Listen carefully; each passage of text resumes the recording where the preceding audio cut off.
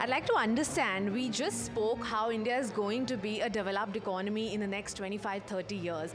How do you think the CA fraternity can contribute to that? What kind of contribution do you see from the CAs around the country? So I think, look, today if you look at the history of India and the history of ICI, they are so beautifully interlinked. 1947 is when we got independent, and 1949 is when our institute got created. So even before the constitution was adopted on 26th of January 1950, in 1949 the Institute of Chartered Accountants of India was created on 1st of July. And the growth story of India and the Indian economy is beautifully interwoven and interlinked with the journey of chartered accountants. I think we were a very small base economy at that time. Today we are at 3.5 trillion, aiming at 4-5 trillion, looking to be the third largest economy. I think a very important role that is played on both sides, providing assurance so that investors can rely on financial information, and as preparers of financial statements, assisting companies in making true and fair accounts, in assisting companies in doing compliances, guiding them on taxation and structuring international transactions. I think chartered accountants have played a stellar role in this 75 years. And going forward, as you asked, as India moves towards a developed economy and a developed country, we will also definitely have chartered accountants playing this kind of role going forward. So now technology and AI forms a core part of any business. I would expect that will be important in the practice as well, across audit, taxation and other services. How do you see technology and specifically AI playing a role into this? Look, technology is going to change the way we do everything, and so is the accounting landscape going to change. And you rightly mentioned artificial intelligence in technology is going to change a lot of things. For example, an annual report of 700 pages, you don't need to now read it. You can simply put it on an artificial intelligence module and it will give you answers to your questions. Earlier, you probably needed somebody to read through it, analyze it, and then answer those questions. But what I also feel is AI will be an aid and assistance to chartered accountants, to businesses, owners, and of course accountants.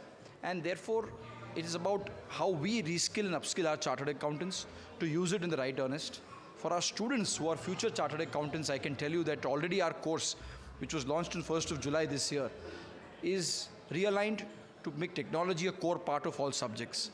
And going forward, we are going to train, upskill, reskill our chartered accountants also, so that they can convert this challenge into an opportunity and see how better services can be offered by those who are in the consulting side, and of course those who are on the industry side can use it to make better decisions. You talked about how AI is going to help with these services. There's also, with AI, this also comes a need of checks and balances, because you cannot fully rely on AI as of now. How do you see overcoming that challenge? So look, when we talk about artificial intelligence, let me give you one example. You talk about deepfake technologies and stuff like that.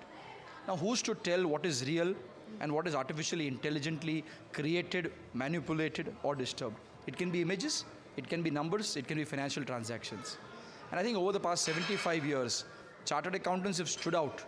People whom the world relies upon, the country relies upon, the government relies upon, the regulators rely upon to call what is correct and what is not. And I think with AI coming in, the role of chartered accountants is going to be even more important, because it is this profession which can tell you what is true, correct, and reliable, and what is artificially generated and may not be something which is reliable, or people should be careful in terms of the output that the AI engine is generated. So I think the profession is beautifully poised to convert this challenge into an opportunity. So talking about checks and balances, now we have NFRA that's looking over as a watchdog, right, on CA services, CA audit firms, taxation firms. Considering all of that, in the recent months, we have seen NFRA penalizing audit firms, and among them, shockingly, are the big ones who have all the technology, all the manpower at their disposal. Considering all of this, how do you see that this could be overcome by these chartered accountancy firms? And is there anything that ICI as an organization can do, or some kind of corrective steps that can be taken in this regard? So look, we are co-regulators. The NFRA audits a certain class of companies. But you look at the audit function as a whole. Today you have 16 lakh companies in India which get audited. You have so many entities which do not have a company form of structure, let's say an LLP and partnership, but they get audited under the Income Tax Act. With such lakhs of audits happening, I'll give you one statistics. Today, when you do an assurance function, you need a UDIN. This year, 2023 calendar year, we've generated 1.65 crore UDINs. So there are 1.65 crore certificates that chartered accountants have signed on, attested on, and people, banks, financial institutions, governments, regulators have relied on them. Now, if you look at a quantum of 1.65 crore audit reports, certificates, I think these are aberrations. Of course, as a profession, we would like to be 100% accurate, but I think what NFRA has done, we spoke about the larger firms and how they have been reviewed. I think it's an external review, it's a third eye which has come in and said, look, in our view, these things you can improve. And I think in any profession, there's always scope and room for improvement. So we look at this entire process. It may be the NFRA's review, it may be our FRRB or peer review which the institute does. I think all of this only helps creating awareness for members with the raised expectations that are there today. And I'm terribly confident that chartered accountants and CA firms will be able to live up to this expectation and rise to the occasion.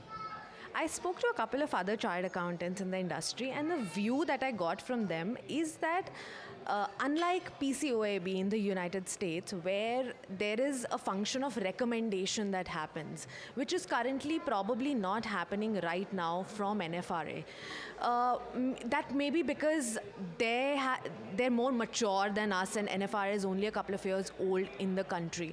Do you think that is something that the fraternity expects, more of recommendation than penalizing?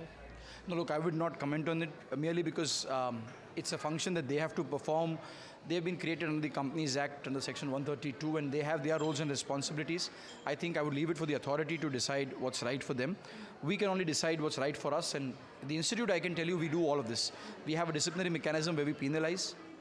For issues where we see that it doesn't warrant a penalty or a disciplinary action, we issue advisories. So it's a 75-year-old institution. We have certain checks, balances, and of course certain processes. That's all I would like to speak upon, and I will only restrict myself to the role of the institute.